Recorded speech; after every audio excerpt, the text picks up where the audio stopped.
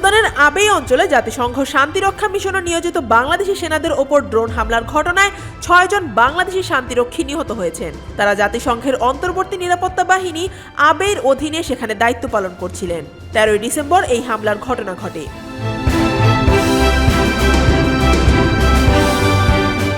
Drone হামলার ঘটনার পর গৃহযুদ্ধে জর্জরিত সুদানের সেনা সমর্থিত সরকার এক বিবৃতিতে তীব্র নিন্দা জানিয়েছে।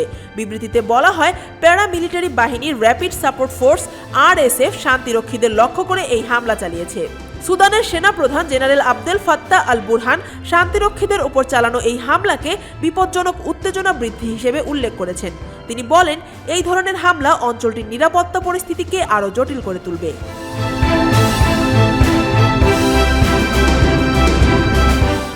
RSF এর বিরুদ্ধে ২০১৯ সালে সুদানের এল ফাশারে প্রায় ২,০০০ মানুষ হত্যার অভিযোগ রয়েছে। তবে ১৩ ডিসেম্বর টেলিগ্রামে দেওয়া বিবৃতিতে শান্তিরক্ষীদের ওপর ড্রোন হামলার অভিযোগ অস্বীকার করেছে তারা। ২০২৩ সালের এপ্রিল থেকে ক্ষমতার দ্বন্দ্বের কারণে সুদানের সেনাবাহিনী ও RSF এর মধ্যে রক্তক্ষয়ী সংঘর্ষ শুরু হয়, যা দেশ জুড়ে গৃহযুদ্ধের আকার নেয়। এতে হাজার হাজার মানুষ নিহত ও লাখ লাখ মানুষ বাড়িহারা হয়েছেন।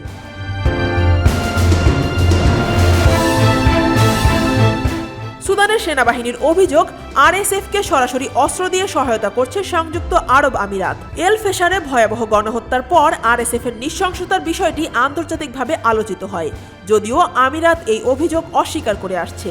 সুদানের সেনাবাহিনীর দাবি, পশ্চিম লিবিয়ার প্রভাবশালী নেতা জেনারেল খলিফা হাফতারও RSF-কে অস্ত্র ও সেনা দিয়ে সহায়তা করছেন।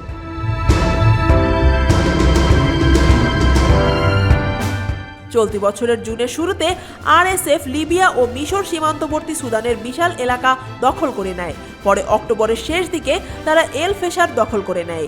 এর ফলে দারফুরের বড় অংশ ও কোর্দোফান অঞ্চল তাদের নিয়ন্ত্রণে চলে আসে।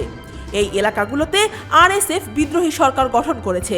এর মধ্য দিয়ে সুদান কার্যত আবারও দ্বিখণ্ডিত হয়েছে। এর আগে ২০১১ সালে দক্ষিণ সুদান নামে আলাদা রাষ্ট্র গঠিত হয়েছিল, যেখানে দেশটির অধিকাংশ তেল ক্ষেত্র ছিল। News desk, Dhaka watch.